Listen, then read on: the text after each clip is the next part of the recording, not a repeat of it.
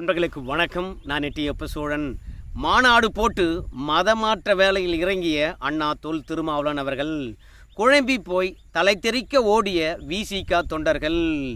பல்வேறுபட்ட விதங்களில் விசிக தொண்டர்கள் குழம்பி போயிட்டாங்க. எப்படின்றத அந்த மாநாட்டில் நம்ம அண்ணா தொல் திருமாவளவன் அவர்கள் பேசின 4 வீடியோ கிளிப்பு தரப்போகிறேன். அந்தந்த வீடியோ கிளிப்புக்கு பிறகு அதற்கான கருத்தை முதல்ல சொல்ல போகிறேன். அதுக்கு முன்பாக அந்த மாநாட்டில் நம்ம முதலமைச்சர் ஐயா அவர்கள் பேசினார். இந்தியாவில் பாஜக ஆட்சி இருக்கக்கூடாது, இருந்தால் மாநிலங்களை பார்த்திங்கன்னா கார்ப்பரேட் மாதிரி மாற்றிடுவாங்களாம், இல்லை கார்ப்பரேஷன் மாதிரி மாற்றிடுவாங்களாம். அதனால் பாஜக ஆட்சி வேண்டாம் அப்படின்னு சொல்லியிருக்காங்க. நாமெல்லாம் மாநாடு போடுறோம், ஒன்று கூடுகின்றோம், இந்தியா கூட்டணி உருவாக்கி இருக்கிறோம். அப்படியே ஒரு பேர் மட்டும் வச்சுட்டு போயிடக்கூடாது. அதுக்கு சோறு வச்ச மாதிரி எல்லாரும் ஒன்றிணைந்தோம், வெற்றி பெற்றோம் என்று இருக்க வேண்டும். பாஜக ஆட்சியை அகற்ற வேண்டும். ஏன் பாஜக ஆட்சி அகற்ற வேண்டும் என்று சொல்லுகின்ற போது நம்ம அண்ணா தொல் திருமாவளவன் அவர்களாக இருந்தாலும் சரி, நம்ம முதலமைச்சர் ஐயா அவர்களாக இருந்தாலும் சரி, ஒரு புள்ளியில் இணைகிறாங்க. என்னன்னா, இந்திய அரசியலமைப்பு சட்டத்தை காலி பண்ணிடுவாங்க, மாநிலங்களே இருக்காது. அதோட சத்தீஸ்கரில் மேயர் தேர்தல் நடத்துனாங்க. அதில் காங்கிரஸும் ஆம் ஆத்மி கட்சியும் ஒன்றா சேர்ந்து அந்த இடத்துல மேயர் தேர்தலில் மேயர் பதவியை கைப்பற்றி விடுவார்கள் என்று தெரிந்த உடனே அந்த தேர்தலை கேன்சல் பண்ணிட்டாங்க. அதனால் தேர்தல் இருக்காது, ஒற்றை ஆட்சி முறை இருக்கும். அதனால் ஒட்டுமொத்தமாக இந்தியாவில் பாஜக ஆட்சி வேண்டாம், தூக்கி எறிய வேண்டும், மாநிலங்களும் பன்முகைத்தன்மையும் காப்பாற்றப்பட வேண்டும் அப்படின்னு சொல்லிட்டு நம்ம முதலமைச்சர் ஐயா அவர்கள் பேசினார். ஒரு முதல்வராக இருந்து கொண்டு 10 ஆண்டு காலம் மோடி அவர்கள் ஆட்சி ஆண்டு இருக்கின்றார். இந்த 10 ஆண்டு கால ஆட்சியில் மக்களுக்கு வேலை வாய்ப்பு கொடுத்துருக்கிறாரா? அதோட கல்வியை கொடுத்துருக்காரா? நல்ல சுகாதாரத்தை கொடுத்துருக்காரா? குடிநீரை கொடுத்துருக்காரா? சாலை வசதிகளை ஏற்படுத்தி தந்திருக்கிறாரா? போக்குவரத்தில் விமானமாக இருந்தாலும் சரி, அது ரயிலாக இருந்தாலும் சரி, எல்லை ஓர கட்டமைப்பாக இருந்தாலும் சரி, அண்டை நாடுகளுடைய உறவாக இருந்தாலும் சரி, உலகளவிய பொருளாதாரமாக இருந்தாலும் சரி, மோடியுடைய ஆட்சியில் எப்படி இருக்கிறது? இது எல்லாம் மோடி சரியாக செய்யலை அப்படின்னு ஒரு குற்றச்சாட்டு வைத்து இந்திய மக்களுடைய பொருளாதாரமும் உயரலை, இந்தியாவுடைய பொருளாதாரமும் உயரலை. அண்டை நாடுகள்லாம் நம்மளை ஏற்றி பிழைக்கிறது. நமக்கு பின்னாடி இருந்தவங்களாம் பொருளாதாரத்தில் முன்னாடி போயிட்டான். அதனால் மோடி வேண்டாமாப்பா, வளர்ச்சியே இல்லாத ஒரு நாயகன் மோடி எதுக்கு அப்படின்னு கேட்டு நாட்டுக்கு உதவாத ஒரு கட்சி நம்ம மோடி ஆட்சி அப்படின்னு சொன்னால் பரவாயில்ல. நம்ம முதலமைச்சர் ஐயா அவர்கள், அதாவது மொழிப்போர் தியாகிகள் கூட்டத்தில் நம்ம முதலமைச்சர் ஐயா அவர்கள் பேசினாருங்க. அப்படி பேசுகின்ற போது மோடி அவர்களை பொறுத்த வரைக்கும் ஆண்டுக்கு 2 கோடி வேலை வாய்ப்பு தந்தாரா? கேஸ் சிலிண்டர் விலை என்ன இருக்குது? பெட்ரோல் விலை என்ன இருக்குது? அன்றைய காலகட்டத்தில் காங்கிரஸ் ஆட்சியில் எவ்வளோ இருந்தது, இப்போ மோடி ஆட்சியில் எவ்வளோ இருக்கிறது அப்படின்னு சொல்லிட்டு பட்டியலிட்டாருங்க. பரவாயில்ல, பாயிண்ட்டை பிடிச்சிட்டாரு நம்ம முதலமைச்சர் அப்படின்னு சொல்லிட்டு மொழிப்போர் தியாகிகளுடைய கூட்டத்தில் பேசுகின்ற போது நமக்கு ஒரு நல்ல எண்ணம் இருந்ததுங்க. ஏன்னா ஒரு ஆட்சி இருந்ததுன்னு வச்சுங்களேன், கேள்வி கேட்டால் கேள்விக்கு பதில் சொல்கிற மாதிரி இருக்கணும். நீ மத வெறியை தூண்டுற, இதுக்கெல்லாம் எவன் பதில் சொல்லிட்டு இருப்பான்? நீ ஜாதி வெறியுடன் அலையிற, மாநிலங்களுடைய அதிகாரத்தை பறிக்கிற, இதுக்கெல்லாம் யாராவது பதில் சொல்லுவாங்களா? ஏன்னா 70 ஆண்டு காலமாக மாநிலங்களுக்கு என்ன அதிகாரம் இருக்குதோ அதே அதிகாரம் இப்போதும் இருக்கிறது. காங்கிரஸ் ஆட்சியில் மாநிலங்களுக்கான அதிகாரம் என்ன பறி போச்சோ அந்த அதிகாரம் இப்போதும் பறி போய் தான் இருக்குது. புதுசாக எதுவும் பாஜக ஆட்சி மாநிலங்கிட்ட இருக்கின்ற அதிகாரத்தை பறிக்கலை, எல்லாமே பறிச்சது காங்கிரஸ் ஆட்சி. அந்த காங்கிரஸ்காரனை பக்கத்தில் உட்காந்துக்கிட்டு மாநிலங்களுடைய அதிகாரங்களை பறிக்கிறது பாஜக அப்படின்னு சொன்னால் யாராவது ஏற்றுக்கொள்ள முடியுமா? 70 ஆண்டு காலத்தில் பாஜக வந்த பிறகு இந்த அதிகாரம் பறி போயிடுச்சே. அதனால் எனக்கு மோடி ஆட்சி வேணாம் அப்படின்னு சொன்னால் பரவாயில்ல. எதுவுமே பர்டிகுலராக சொல்லாமல் மோடி ஆட்சி ஒற்றைத்தன்மையை கொண்டு வருகிறது, ஒரே நாடு ஒரே தேர்தல் அப்படின்னு சொல்லிட்டு முயங்கினா என்ன அர்த்தம்? மக்களை பயமுறுத்துறாங்க, அவ்வளோதான். வேலை வாய்ப்பு இல்லை, பொருளாதாரம் இல்லை அப்படின்னு சொல்ல முடியாது. ஏன்னா இந்தியா கடந்த காலங்களை விட இன்றைக்கி 5வது இடத்துல பெரிய பொருளாதாரமாக இருக்கிறது. இன்னொன்று, இந்திய பங்குச்சந்தைகளை பொறுத்த வரைக்கும் இன்றைக்கு 4வது இடத்தில் இருக்கிறது. காங்கிரஸ் ஆட்சியில் 11வது இடத்தில் இருந்தது. இன்றைக்கி ஹாங்காங் என்ற பெரிய பங்கு சந்தையை வீழ்த்தி இந்திய பங்கு சந்தைகள் 4வது இடம் பிடித்திருக்கிறது. இப்படி மோடி ஆட்சியில் வளர்ச்சியை மட்டுமே பார்த்துருக்கிறது. தமிழகமாக இருந்தாலும் சரி, இந்தியாவாக இருந்தாலும் சரி, பாதுகாப்பில் இந்தியாவை டச் பண்ணவே முடியாது. பாதுகாப்பு விஷயங்களில் 4வது இடத்துல இருக்கிறது. அதுலேயும் விமானப்படை மற்றும் காலாட்படையில் 2வது இடத்துல இருக்குது. அமெரிக்காவை தாண்டி விமானப்படையில் இந்தியா 2வது, காலாட்படையில் சீனாவை தாண்டி நம்ம 2வது. ஸோ இராணுவ கட்டமைப்பிலும் மோடி அவர்கள் பார்த்தீங்கன்னா எல்லா விதத்திலும் 2வது இடம். தொழில்நுட்பத்தில் அமெரிக்கா, சைனா, இந்தியா 3வது இடம் வந்தாச்சு. விண்வெளி துறையில் இந்தியா 4வது இடம் வந்தாச்சு. ஸோ சந்திராயனுக்காக இருந்தாலும் சரி, மங்கள்யான் என்று சொல்லக்கூடிய செவ்வாய் கிரகத்தாக இருந்தாலும் சரி, நாம் ராக்கெட் விட்ட பிறகு தான் பெரிய பெரிய வல்லரசு நாடுகளும் ஜப்பான் போன்ற நாடுகளும் நாம் ஏன் முயற்சி பண்ணக்கூடாது அப்படின்னு சொல்லிட்டு களத்தில் இறங்குறாங்க. ஸோ காங்கிரஸ் ஆட்சியில் எதெல்லாம் செய்ய முடியாது, எந்த பிரச்சனையெல்லாம் தீர்க்க முடியாதுன்னு சொல்லிட்டு அதை வைத்து அரசியல் பண்ணியிருந்தாங்களோ அவற்றையெல்லாம் முடிவுக்கு கொண்டு வந்து வளர்ச்சி பாதையில் கொண்டு போகிறார். ராமர் கோயில் பிரச்சனை தான் இங்கே பேசுவாங்க. அதை வைத்து காங்கிரஸ் அரசியல் செஞ்சுட்டு இருந்ததா? அந்த பிரச்சனைக்கு முடிவு கட்டுதா? 371 நீக்கணும், இல்லை நிரந்தரமாக இருக்கணும், அதுக்கு ஒரு முடிவு கட்டணும். அதை வைத்து அரசியல் செஞ்சாங்களா இல்லையா? காங்கிரஸ் ஆட்சியில் 370 பேசாமே விட்டுட்டாங்களா கடைசி வரைக்கும்? மொத்தமாக சர்ச்சையாக இருந்த விஷயங்களை வைத்து அரசியல் செய்தாங்க. ஆனால் மோடி மொத்தமாக முடிவு கட்டிட்டார். இப்போ இருக்கின்ற கட்சிகளுக்கு எதை வைத்தும் ஆளுகின்ற அரசின் மீது குற்றச்சாட்டு வைக்க முடியாது. இப்போ ஒன்றே ஒன்று தான், பொது சிவில் சட்டத்தை கொண்டு வந்துருவாங்க அப்படின்னு ஆர்எஸ்எஸ் பற்றி பேசுவது. கிட்டத்தட்ட 100 ஆண்டு காலம் ஆக போகுது ஆர்எஸ்எஸ் தோன்றி மக்கள் சேவையில் இருக்கின்ற அந்த ஆர்எஸ்எஸ் எங்கேயாவது மதக்கலவரத்தை உருவாக்கி இருக்குதா? எத்தனை ஆண்டு காலம் மதக்கலவரத்தில் ஆர்எஸ்எஸ் ஈடுபட்டது என்று சொல்லிட்டு ஆர்எஸ்எஸ்ஸை தடை பண்ணியிருந்தாங்க. ஒரு முறை தடை பண்ணியிருந்தாங்க, அதுக்கப்புறம் தடை பண்ண முடிஞ்சுதா? கிட்டத்தட்ட 60 ஆண்டு காலம் காங்கிரஸ் ஆட்சி தானே இருந்தது. அப்போது வன்முறையில் ஈடுபடுகின்ற மக்களுடைய பிரிவினை ஏற்படுத்துகின்ற ஒரு இயக்கமாக இருந்தால், இல்லை வெறும் பிராமணர்கள் மட்டுமே நடத்துகின்ற ஒரு ஆர்எஸ்எஸ் இயக்கமாக இருந்தால் அந்த இயக்கத்தை தடை பண்ணியிருக்கலாமே. ஸோ ஒட்டு மொத்தமாக ஆர்எஸ்எஸ்ஸாக இருந்தாலும் சரி, பாஜக இருந்தாலும் சரி, அவங்களுடைய 10 ஆண்டு கால ஆட்சியில் பெருசாக வன்முறைகளோ இல்லை மத கலவரங்களோ ஏற்படலை. மணிப்பூரை மறந்துட்டியே அப்படின்னு சொல்லுவீங்க. மணிப்பூரில் நான் மறக்கலைங்க. மணிப்பூர் காங்கிரஸ் ஆட்சியில் தான் பற்றி எரிந்தது, மோடி ஆட்சியில் தான் முடிவுக்கு வந்தது. அப்படியே முடிவுக்கு வந்துடுச்சுன்னு வச்சுங்களேன், இந்த நாடாளுமன்ற தேர்தலை எதை வச்சு எதிர்கொள்வது? இந்த நாடாளுமன்ற தேர்தல் முடிந்த பிறகு மணிப்பூரில் எல்லாம் பாருங்க அமைதியாகிடும். அதற்கு பிறகு பிரச்சனையே இருக்காது. காங்கிரசினுடைய அத்துமீறல்களும் ஆட்சி கலப்பையும் அன்றைக்கு என்ன ரசித்தார்களா? அன்றைக்கு எதிர்க்கலையா? அப்போதெல்லாம் மாநில உரிமையானது பறிபோகலையா? நம்ம அண்ணா தொல் திருமாவளவன் அவர்கள் கூட இந்த வெல்லும் ஜனநாயகத்தில் முதல்ல மோடி அவர்கள் வந்து கருப்பு பணத்தை மீட்டு 15 லட்சம் போடுவேன்னு சொன்னாரா, போட்டாரா அப்படின்லாம் பேசுகிறார். ஸோ எதிர்கட்சிகளை பொறுத்த வரைக்கும் ஒரு ஆட்சியாளரை பாராட்ட மாட்டாங்க. இந்த குற்றச்சாட்டுகள் வைக்க தான் செய்வாங்க. வேலை கொடுத்தாங்களா அப்படின்னு கேட்க தான் செய்வாங்க. இந்த மாதிரி கேட்கின்ற போது ஆளுங்கட்சியை பொறுத்த வரைக்கும் புள்ளி விவரத்துடன் பதில் சொல்லுவாங்க. அதனால் அது அதிகமாக பேசலை. ஒருவேளை ராமர் கோயில் திறப்புக்கு பிறகு பாஜக மீண்டும் ஆட்சிக்கு வந்துருச்சுன்னா, ஸோ இப்போ என்ன பண்ணணும்? வெல்லும் ஜனநாயகம் என்று சொல்லிவிட்டு ஒட்டுமொத்த மக்களையும் ஒன்று சேர்த்துருக்கிறோம். இந்த மக்களை ஜெய் ஸ்ரீராம் என்று சொல்ல வைக்கக்கூடாது, இவங்களை இந்து என்று உணர வைக்கக்கூடாது. அதற்காக அவர் கையில் எடுத்த விஷயங்கள் என்னன்னு நினைக்கிறீங்க? இந்த வீடியோவை பாருங்க. இந்துக்கள் 4 வகை இந்துக்கள் இருக்கிறார்கள். பிராமண இந்து வேறு, சத்திரிய இந்து வேறு, வைசிய இந்து வேறு, சூத்திர இந்து வேறு. இங்கே இருக்கிற நாம் எல்லாம் இந்துக்களே அல்ல. புத்தரின் வழிவந்த வம்சம் வாரிசுகள். கௌதம புத்தரின் வாரிசுகள்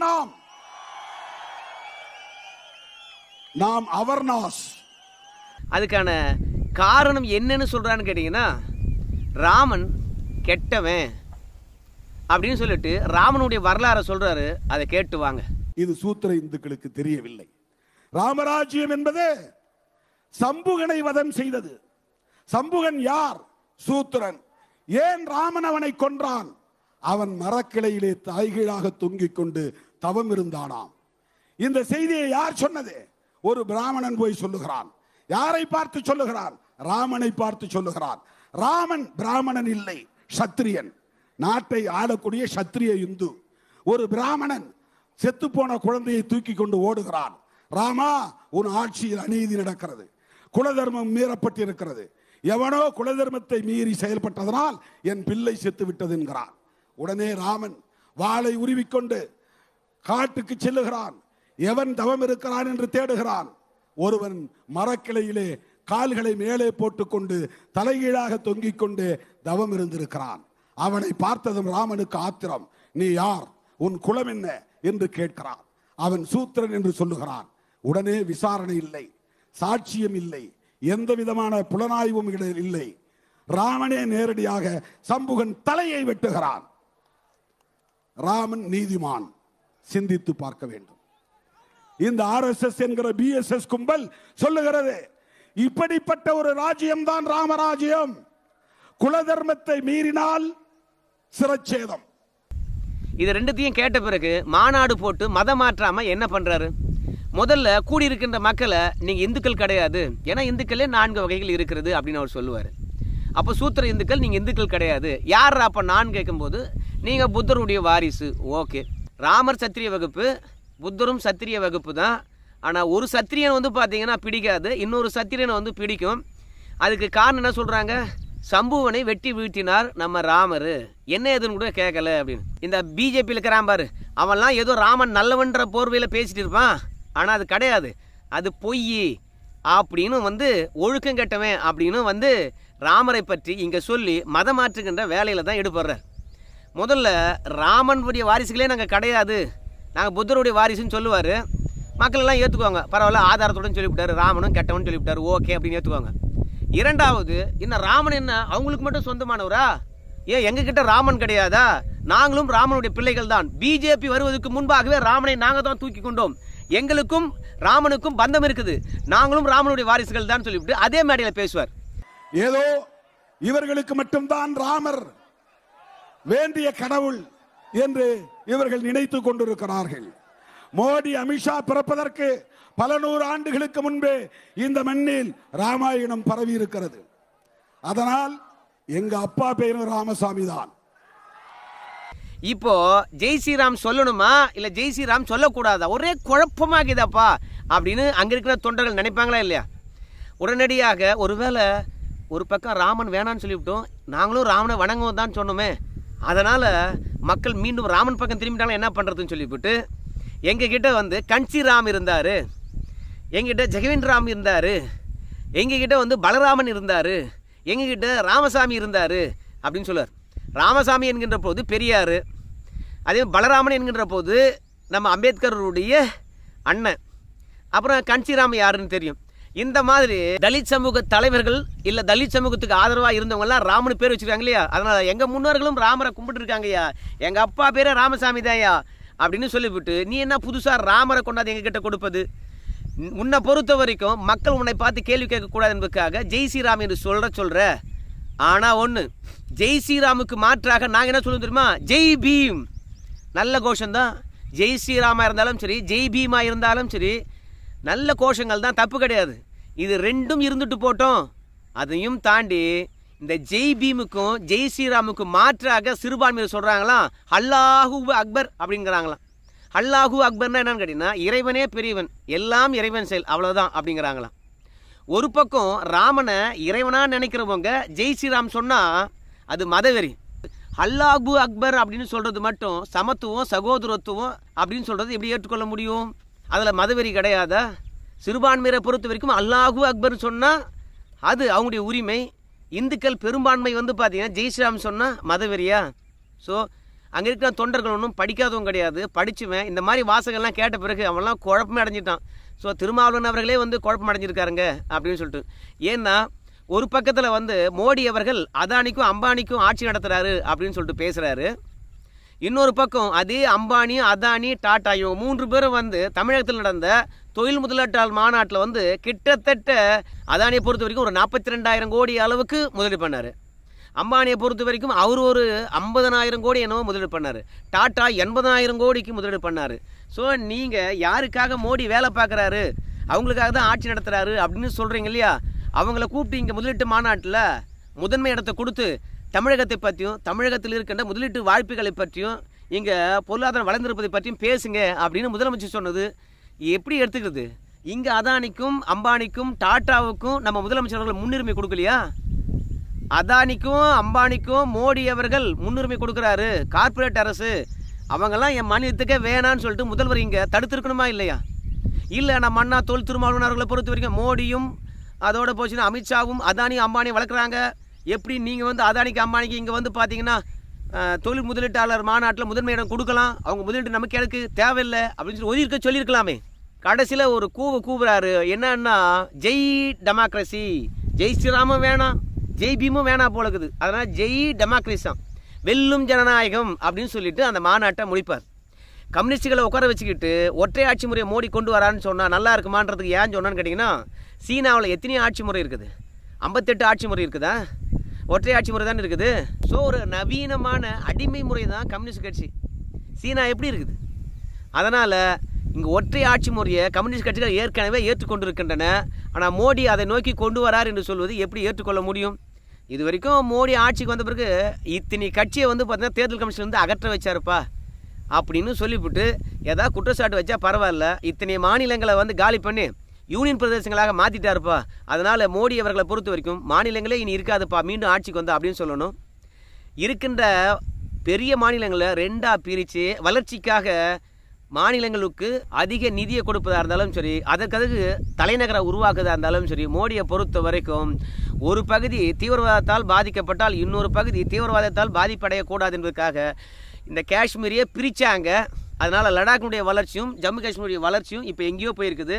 பகுதிகள் பிரிக்கப்பட்டதுனால பாதுகாப்பு வசதிகளை நம்ம சரியாக செய்கிறோம், தீவிரவாத தாக்குதலை கண்டுபிடிக்க முடியுது. அதனால் மாநிலங்கள் வளர்ச்சி அடைந்திருக்கிறது. ஸோ பல மாநிலங்களை உருவாக்கியிருக்காங்களே கண்டி ஒருபோதும் ஒரு மாநிலங்களை அழித்ததாக சரித்திரம் கிடையாது. மொத்தத்தில் மோடியை பொறுத்த வரைக்கும் இந்திய கான்ஸ்டியூஷனை தொட்டு கும்பிட்டு தான் என்னுடைய வேதமே இதுதான் சொல்லிவிட்டு பதவி ஏற்றாரு. வெல்லும் ஜனநாயகம் என்று சொல்லிவிட்டு அதில் அகில இந்திய கட்சி தலைவரை உட்கார வச்சு அவங்க என்ன பேசுகிறாங்க தெரியாமல் அங்கே இருக்கிற தொண்டர்கள் தலையை பிச்சுக்கிட்டு அதற்கு பிறகு எப்படா மாநாடு முடியும் என்று சொல்லிவிட்டு கிட்டத்தட்ட நைட்டு 3 மணிக்கு மாநாடு முடிஞ்சு அவெல்லாம் வீட்டுக்கு தூக்க கழகத்தில் போய் கடைசியில் லாரியில் மோதி 3 பேர் உயிரிழந்தது, 6 பேர் காயமடைந்தது தான் மிச்சம். இந்த மாநாடு வந்து வெற்றி சொல்லுவாங்க.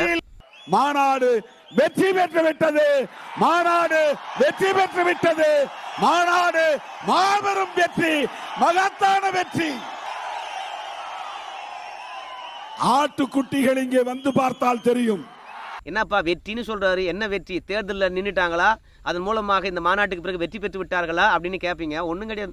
கூட்டம் அதிகமாக கூடி இருக்கிறது, அதை முதல்வர்கிட்ட காட்டிட்டாரு. முதல்வர் பார்த்துட்டு போயிட்டாரு, பார்த்தியா எங்கள் கூட்டத்தை, இனிமேல் 2 தொகுதியாவது கொடு அப்படின்னு சொல்லும் விதமாகத்தான் மாநாடு வெற்றி தான். மற்றபடி நாம் என்ன சொல்ல முடியும்? வேறு என்ன வெற்றி? இந்த மாநாட்டுக்கு பிறகு தேர்தல் நடந்துச்சா? எத்தனை தொகுதி வெற்றி பெற்றுட்டாங்க? இல்லை தனித்து நிற்க போகிறாங்களா? ஒன்றும் கிடையாது. இல்லை, திமுக கிட்ட தொகுதி கேட்பதற்காக கூட்டத்தை கூட்டி காட்டினார், அந்த அளவில் வெற்றி, அவ்வளவுதான். இந்த வீடியோ பற்றின கருத்துக்கள் நீங்கள் சொல்லுங்கள். நன்றி நண்பர்களே.